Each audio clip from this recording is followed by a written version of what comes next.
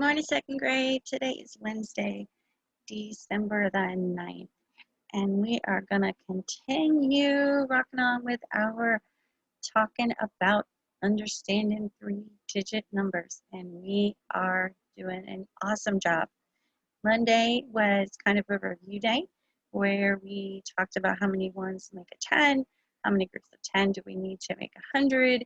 We talked about the hundreds place value spot, the tens place value spot, the ones place value spot. Yesterday we looked at models of three-digit numbers, and we used counting strategies to help us understand how to model and count three-digit numbers. And today we're going to continue talking about different ways we can represent three-digit numbers, and we're going to practice writing some. And then you've got a couple of fun activities to do at the end of the lesson. So I'm going to need you to pay really close attention today. I need you to pay close attention every day, right? But today we're going to be doing some different things that are going to require a lot of focus and attention.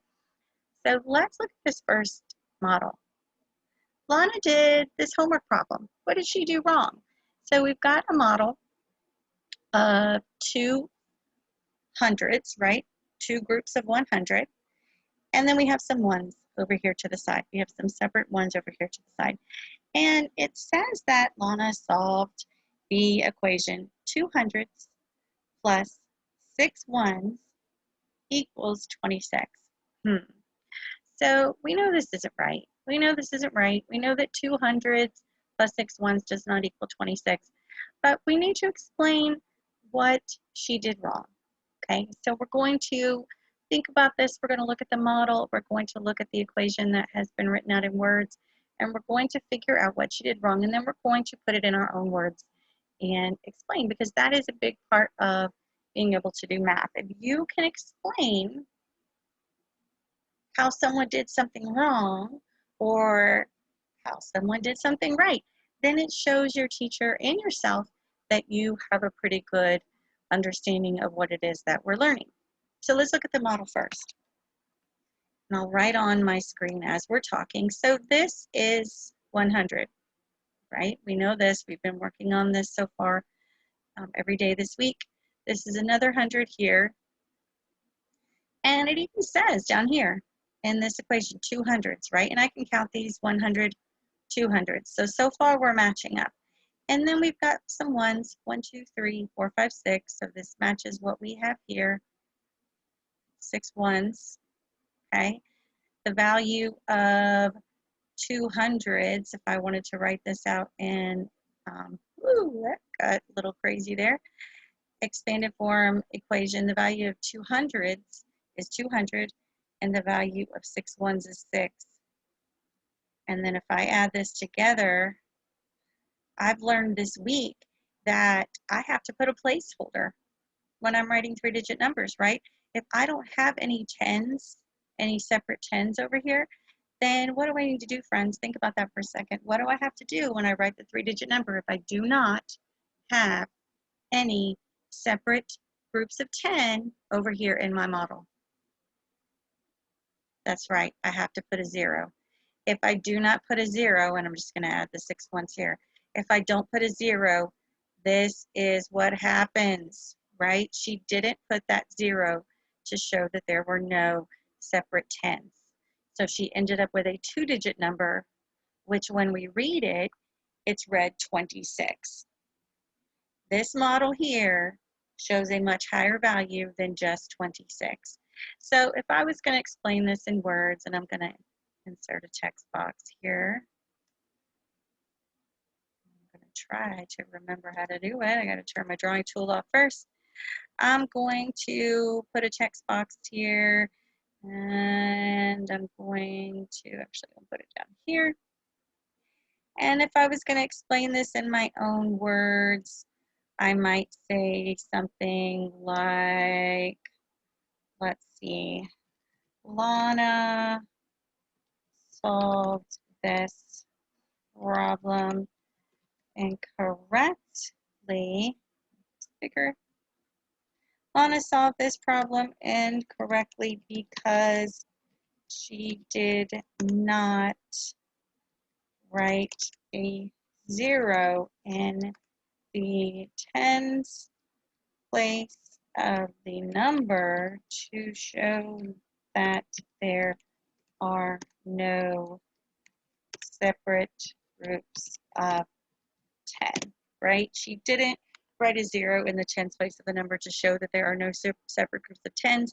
So what that means is she did not give us a tens place, right? She did not give us the tens place. So our number was that she gave us was a 2-digit number. And we know 26 equals, let's look at it, 2 tens and 6 ones, right? And this is a lot more than 2 tens and 6 ones. So let's look at our next one. Look at how Sam and Lev wrote 572. Explain what each person did. Okay, so Sam had the number 572, and Sam wrote it in expanded form, in word form, expanded form, and wrote 57 tens plus 2 ones. Okay, Lev wrote the same number, 572, but Lev wrote 5 hundreds plus 7 tens plus 2 ones.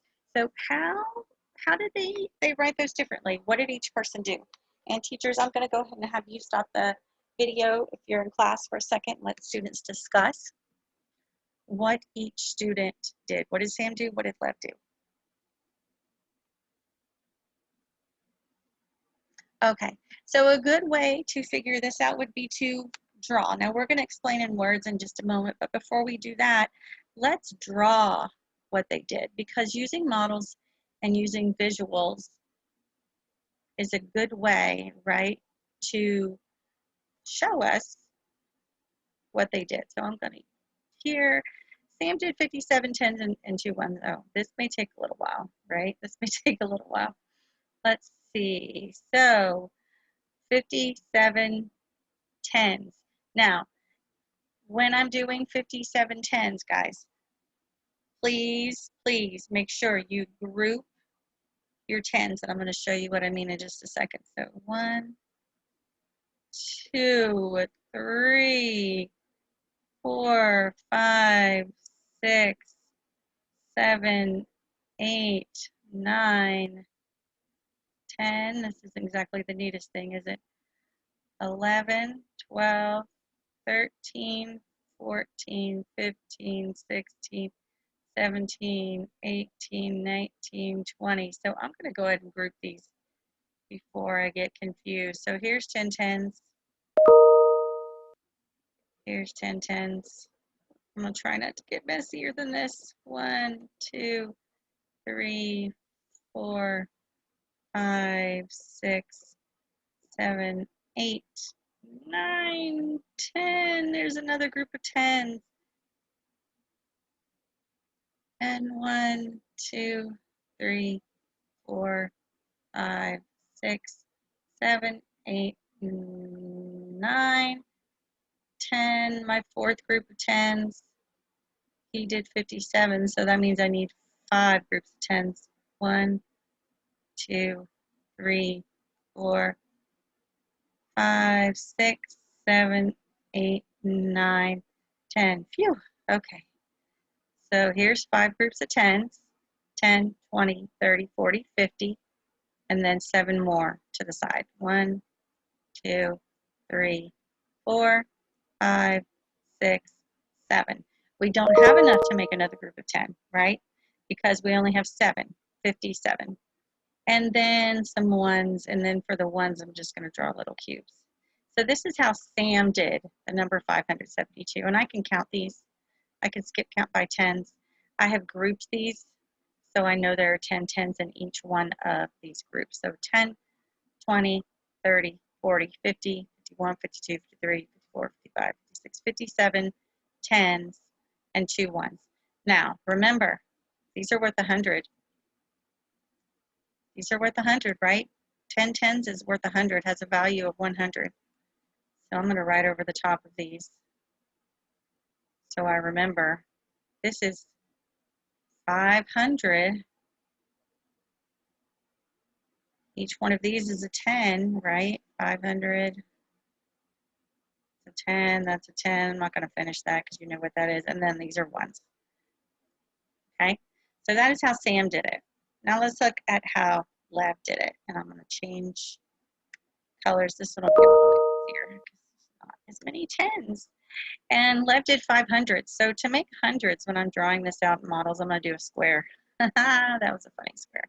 1, 2. Oh, goodness. Yeah, we're not going to use that one. We're going to erase that one. 1, 2, 3. And please do that on your paper too, friends. If you start writing and it's really messy, please erase it. Oh, look at that one. That one's nice. So 500s. There we go. 1, 2, 3, 4, 5. When we do a square like that, that represents 100 plus 7 tens. So 1, 2, 3, 4, 5, 6, 7, and then the 2 ones. So that's how Lev did it. Notice the difference between each of these models. These both equal 572. Both of these equal 572. They are just shown with different combinations. This one has 57 tens and 2 ones, and this one has 500s, 7 tens, and 2 ones. But both of them represent the number 572. Okay, so if I were going to explain this in words, I would probably say, I would just explain what they each of them did. Sam wrote the number using just tens. So there's 57 tens because 100 has 10 tens and there's 500 plus those 7, that's 57, plus the 2 ones. And then I might say something like Lev wrote the number out using hundreds instead of tens. This last one that we're going to do, we're going to fill in a chart to show the number 256. And I've extended the chart on this slide because there's a couple different ways that I want to show you. So let's look at this one. So remember, we're working with the number 256. And they've done a little bit of each one of the rows. So if there's a 0 in the hundreds place and a 0 in the tens place, and we're using the number 256, and I'm only writing a number in the ones place, think about that for a second. What number will go in the ones place? How many ones are there in 256 if I'm not showing any hundreds or any tens? Well, I'm going to put all the ones there, right? Because I've got a 0 in the tens place and a 0 in the hundreds place. Well, what if I have a 0 in the hundreds place and a 6 in the ones place? And that means I'm figuring out what to do with this 2 in the hundreds and this 5 in the tens. So how many tens would be in the number? Got the 6 ones here. So how many tens would be in the number 250? How many tens would be in the number 250? That's right, 25. And if you need to draw these out, you can. You can draw it out just like we did up here. This was the number 570, and we drew 57 tens. So it would just make sense that if we're doing the number 250, we would draw 25 tens. And then this last one, if there is a 5 in the tens place, then we're taking care of this 5 in the tens place. We know we would do the 6 and the ones, and then that would mean there was 200, right? That's probably the easiest one. Probably the easiest one. I want you to challenge yourself, and I'm going to have your teacher stop the video and do these out loud with the class, but I want you to figure out what would happen if I put a 20 in the tens place. And then also what would happen if I put only 126 of the ones in the ones place. So you are going to be looking for the numbers that are going to go in these boxes, okay? So this is a little bit of a challenge for you to do with your class. Your purposeful practice for today's 3 worksheets. One of them is a crack the code worksheet where you're going to look at the model, figure out the number. Go down to the bottom, find that number of your answer, and then write in whatever letter corresponds to it. And then this one will be a front and back place value trifold, so you'll fold it 2 times over if you're an in-person student. And it has several questions about looking at models and writing the number, or having the number and drawing out the place value blocks to show it. Fully mobile learners, you will do these activities on Seesaw, so you will not be turning them in on Schoology. All right, guys, you're doing a great job.